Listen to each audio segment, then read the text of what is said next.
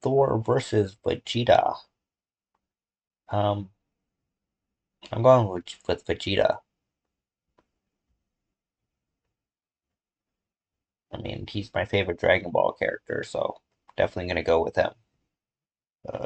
Yeah, that's what I thought. They're like NFTs or fucking like emojis or something they're selling. I don't know. Behind the scenes videos.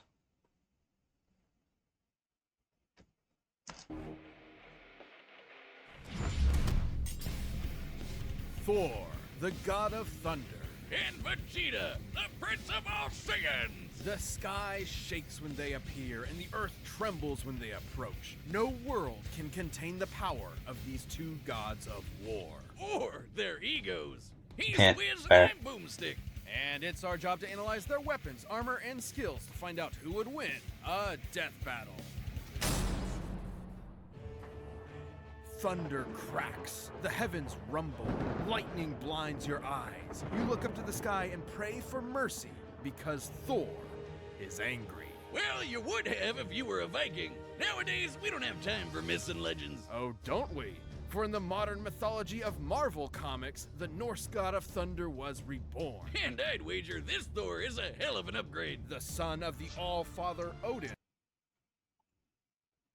Full name: Thor Odinson. Age: many millennia. 6'6", 640 pounds. The Prince of Asgard and the God of Thunder. A founding member of the Avengers. Current owner of the Odin Force. And his greatest foe is New Master 69.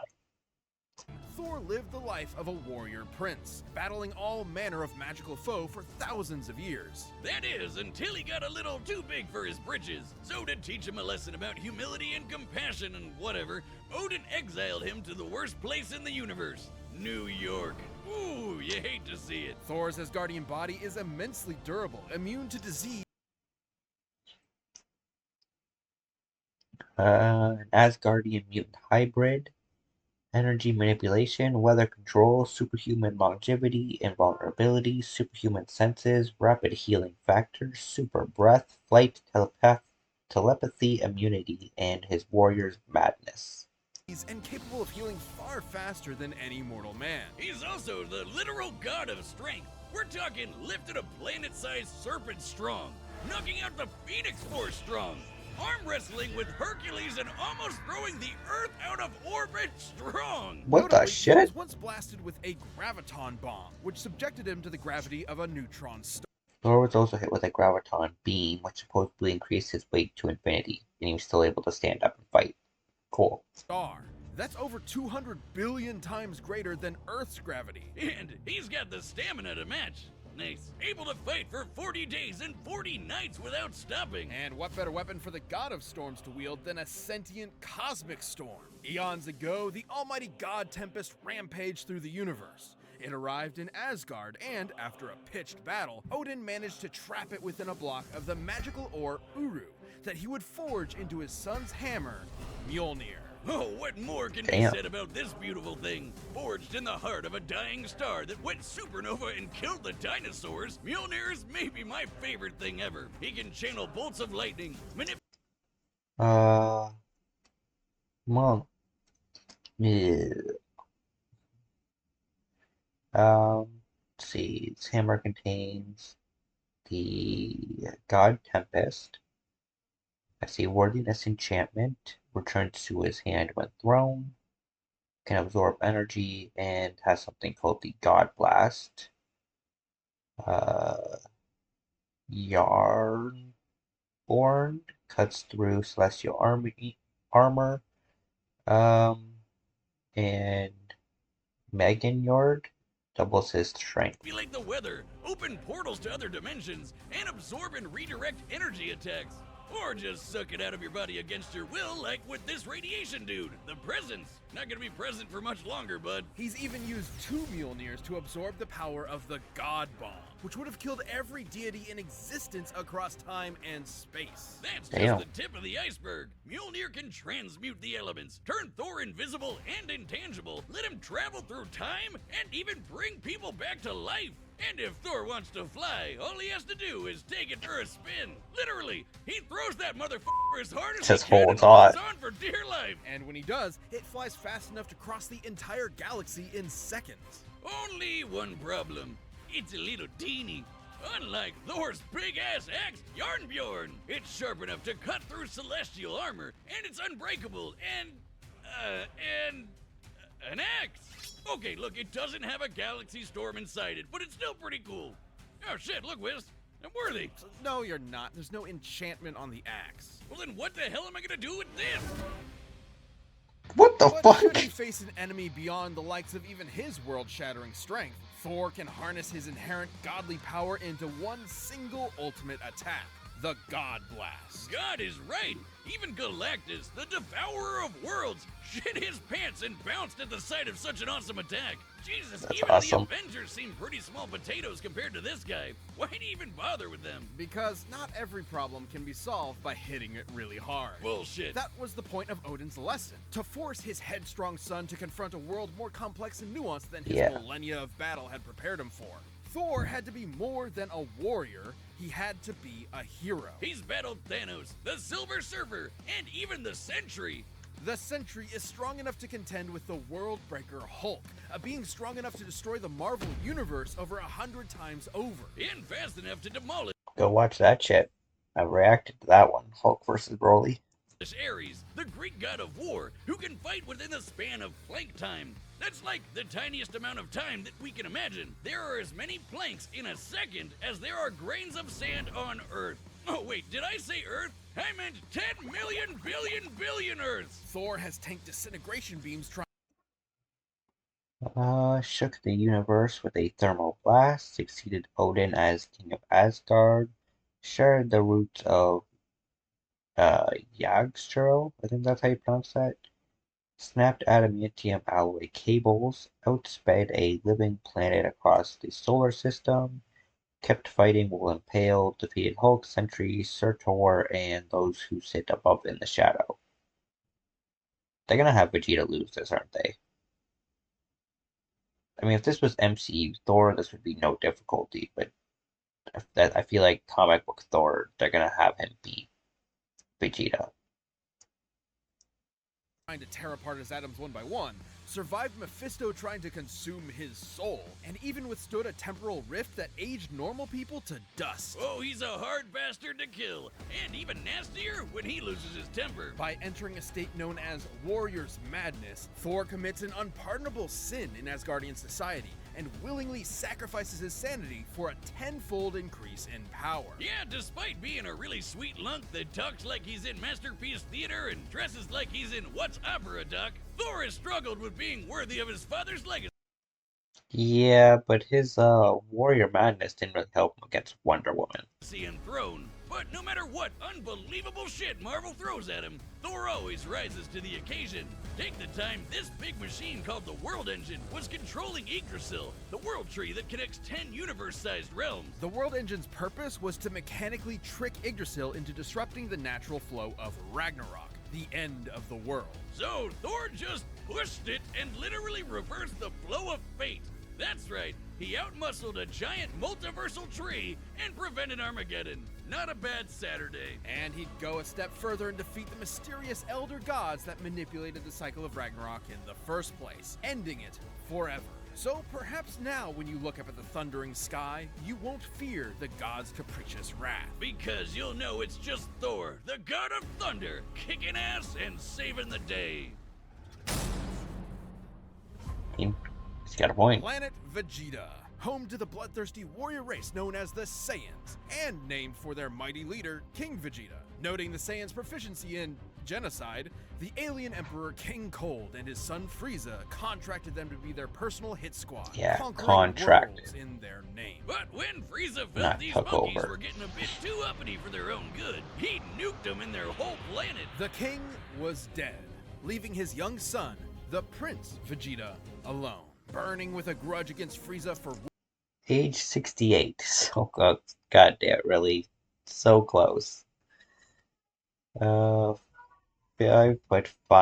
123 pounds. The prince of all, like, two Saiyans. There's only two full-blooded Saiyans and like three half-bloods. Oh, no, I guess Broly's there now, so three full-blooded Saiyans, three half-blooded Saiyans, and two, no, four half-blooded Saiyans. That's Vegeta had another kid, and one quarter Saiyan. That's funny.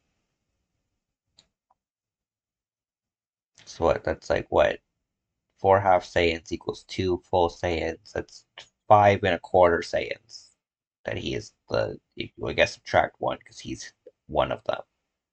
So four and a quarter Saiyans is that what he's a prince of. Trained by the god of destruction Beerus, likes Bulma, his children, karaoke, and pink shirts, and dislikes Frieza, losing to Kakarot and Tien. Wounding his ancestral pride, Vegeta awaited the moment he could extract his revenge.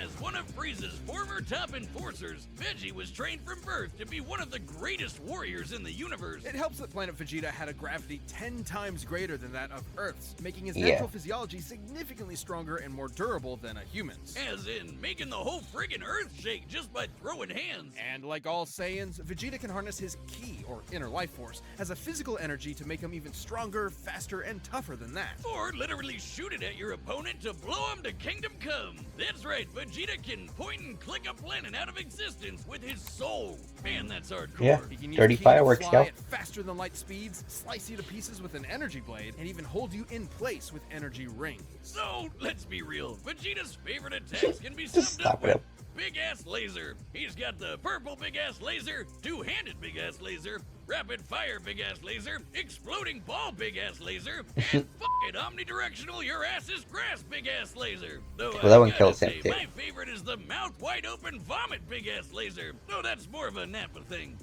Kinda like this. What the fuck? How did you do that? Impressive key mastery, Boomstick. It hurts when I breathe. Vegeta's most terrifying God Key, Flight, Gallic Gun, Final Flash, Gamma Burst Flash, Big Bang Attack, Final Explosion, Spirit Sword, Lacura Gun, Final Impact, and Hakai. Oh, you learned Hakai? I didn't know that. I knew Goku knew it. I didn't know Vegeta knew it. Spirit Control, Instant Transmission, Spirit Fission, and Fusion, which isn't going to be, helpful in this fight. And then Transformation Super Saiyan 1, Ascended, 2, Super Saiyan God, Blue, Evolved, and Ultra Ego, which is, gonna be what he's probably gonna need to fight Thor. ability, however, is the one inherent to his Saiyan biology. Whenever a Saiyan survives a life or death struggle, their power increases exponentially. That's what Frieza was so terrified of, the Saiyan's Senkai move. infinite evolutionary potential. So it's no wonder Vegeta eventually toppled the alien tyrant with the help of another surviving Saiyan, Kakarot. And with Goku. Frieza's defeat at the hands of this earthbound Super Saiyan, Vegeta had a new rival and a new goal. Become blonde! No battle required. Vegeta can harness the rage of his Saiyan heritage and transform into a Super Saiyan 2 and a Super Saiyan 2. But try as he might, Vegeta struggled to keep up with Goku's ever-increasing power. I guess it doesn't help that Veggie is maybe the single cockiest bastard to ever have existed. Yeah, sure, Yeah. dude. Let Cell become perfect. Nah, we'll be fine. Hope your spine is doing all right. Dumbass. Though Vegeta did manage to accomplish something that even Goku couldn't do on his own, becoming a god.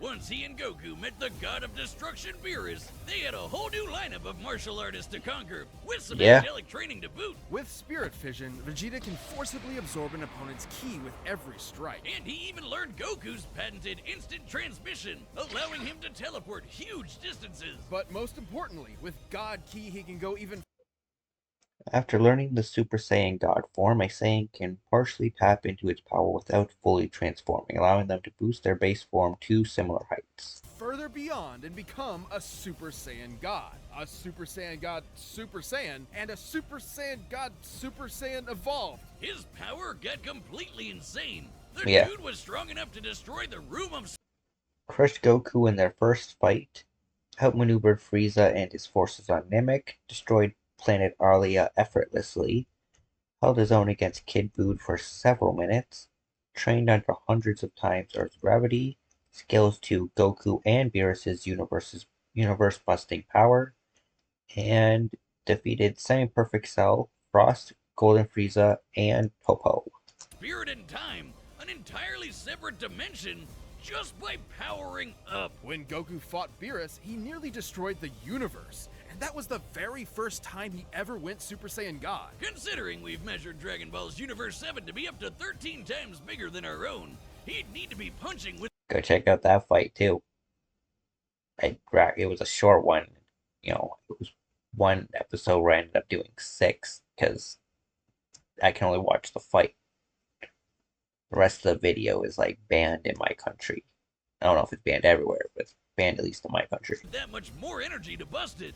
And since the shockwaves of their punches traveled across the universe in seconds, Goku would have had to be punching that fast too. And that's not accounting for Vegeta's training in various exponential transformations. When an amount of power is measured by how many universes it can destroy, that power itself becomes incomprehensible. Oh, we're not done. Vegeta can tap into the same monstrous energy Beerus has, destruction energy. And when he does, he can perform Hakai and erase your ass from existence entirely. It erases you physically, spiritually, and even temporally, as in it wipes you from time itself. Such is the might of a god of destruction. For when Vegeta wants to go one step beyond, he seizes that very power. He becomes a warrior fueled only by lust for battle. He becomes Ultra Ego. If Vegeta's head wasn't big enough before, his Widow's Peak probably has its own zip code by now. As the offensive counterpart to Goku's Ultra Instinct, Ultra Ego Vegeta is a veritable juggernaut, able to absorb any hits that come his way and return them even stronger. It's wild this guy has a Napoleon complex. He's one of the biggest badasses ever to exist. In a way, failing to beat Goku was probably the best thing for him. Vegeta's whole life was spent rebelling against the humiliation of his race, trying to prove his worth by being the best. By contrast, Goku's self-improvement was never stunted by his ego and insecurities. In realizing that, Vegeta became more than a fighter, but a husband and a father as well, willing to sacrifice himself for what mattered most. And Vegeta got a taste of that himself when he hooked up with Bulma for some Super Saiyan sexy time. Getting to beat Frieza's golden ass probably didn't hurt either. He may not always win, but he'll never be put down for long. So be sure to practice your groveling, because this is one prince you don't want to piss off. Damn right.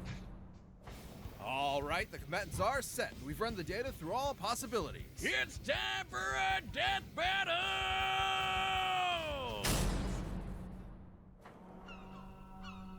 Hope Vegeta wins, but I feel like they're gonna make it that Thor wins this one.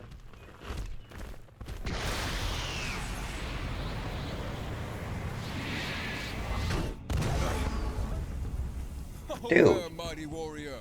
What business havest thou upon earth? Throw that hammer at me again, and my business will be polishing my gloves upon your face!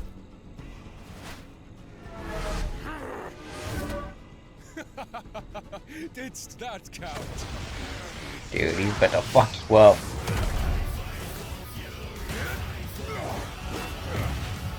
Vegeta, don't take that shit, man.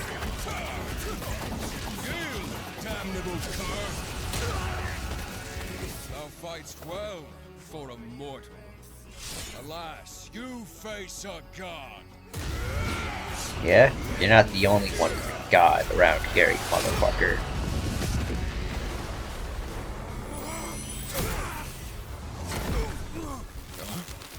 I have evolved beyond gods. Damn right. Give him the beat down. I'm the prince of all Saiyans, and you can burn in hell! Big Bang Attack!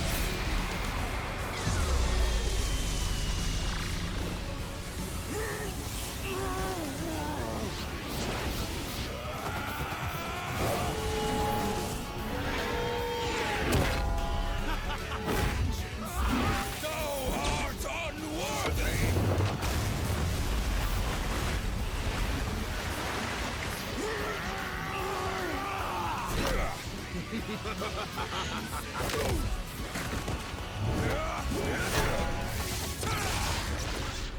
Tell me, does a god such as yourself feel fear? Damn.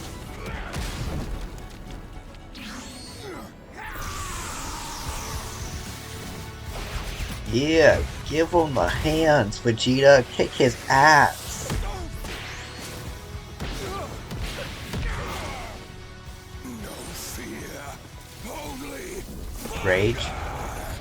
Oh. Only thunder. That makes sense. Guessing this is his warrior's rage, or berserker's rage, or whatever. All you will feel is oblivion! Hell yeah.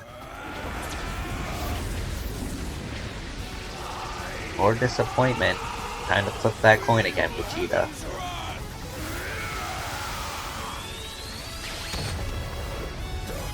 Get him.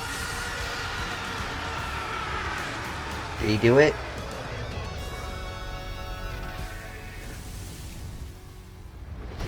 Damn. So close. always aim for the head. Oh, he learned from Thanos. He's going for the head. Oh no! Oh! That was brutal.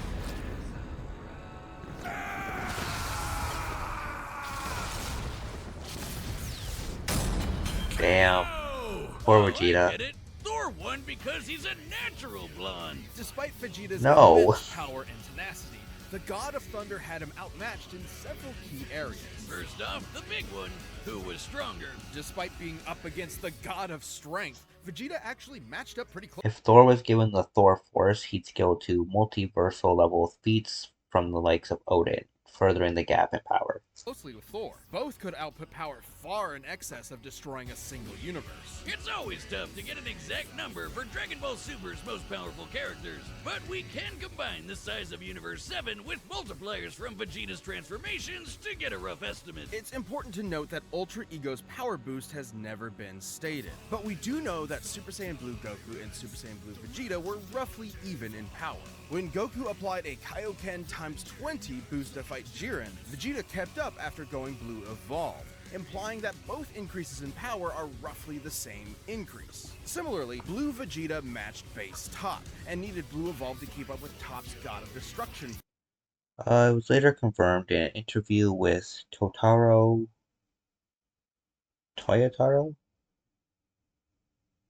Totaro? I don't know. That Mastered Ultra Instinct Goku is still weaker than several beings in the universe, including Broly. Hence, Vegeta's Ultra Ego likely cannot scale to Broly's full power. And yeah, we even see that in at least the manga. Um, Goku and Gohan have a sparring session after Gohan's unlocked his beast form, and he's able to beat Goku.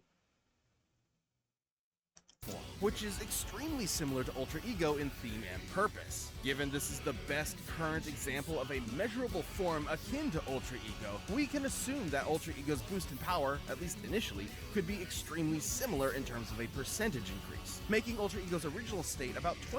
Savage Hulk has battled Hyperion, who has survived the collision of two universes at the same time. This also excludes his Thor's Warrior's Madness, which would multiply his power 10 times. 20 times more powerful than Blue Evolve. With that in mind, Vegeta at his peak could destroy a universe roughly 260,000 times over. And Thor was pretty close to that. Taking a look at the Marvel Universe's size, which has a radius of at least 1 trillion light years, as well as scaling to the Worldbreaker Hulk, This is stated by Starbrand, who possesses an incredible and precise understanding of the cosmos, confirming the estimates' legitimacy. Thor ended up only about 10 times stronger. Not terribly different, and it's definitely possible Vegeta's power could increase during the fight to match it. But even if he was stronger, it wasn't the only thing that mattered. Ultra Ego's damage absorption could only do so much against an opponent like Thor. Vegeta may have trained as a warrior from birth, but Thor has been fighting for millennia against a much wider variety of foes, allowing him to adapt to Vegeta fairly easily. And the fact that Thor was way faster gave him a lot of leeway to use that extra combat experience. Applying Vegeta's transformation multipliers to the shockwaves from Goku and Beerus' punches, Vegeta should be able to fight at nearly 300 quintillion times the speed of light. But scaling to Ares moving within blink time, Thor would be over 70 quadrillion times faster. Even assuming that Vegeta's transformations increase his speed proportionally, it would not be enough to close this speed gap. More than fast enough to avoid Vegeta's key attacks, and even more importantly, absorb all of them with Mjolnir. This alone could shut down all of Vegeta's ranged attacks. Sure, Veggie could absorb it back with Spirit Vision, but he'd have to hit Thor first. And with that much of a speed difference, that's easier said than done. And since Thor Fair can enough. just will the energy out of somebody, he could just take it right back. And then some. Even without absorption, Vegeta's ki reserves are not infinite, and many of his battles have ended with him at low energy. He was exhausted by the end of the Tournament of Power, which lasted about 1 hour in total. Meanwhile, Thor fought an army for over a month straight. Theoretically, Vegeta could have ended the fight immediately with Hakai, if not for the fact that Thor has resisted existence erasure before, including physically, spiritually, and temporally. Meanwhile, Vegeta had no way to match the God Blast, which could have killed friggin' Galactus. And that guy has threatened the infinite multiverse with destruction just as a side effect of his battles. That's a level of power beyond anything we've seen in Dragon Ball yet, let alone Vegeta. Vegeta was never going to go down easy, but Thor's raw power, speed, and devastating godly abilities were too much for the Prince of All Saiyans. Vegeta nearly won until Thor blew his mind. You might say that pun was kind of terrible. You don't do puns! We've talked about this! Aw. My thing.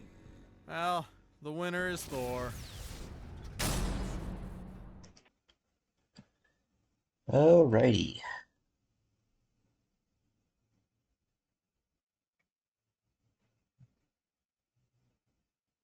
I really wish Vegeta had won, man.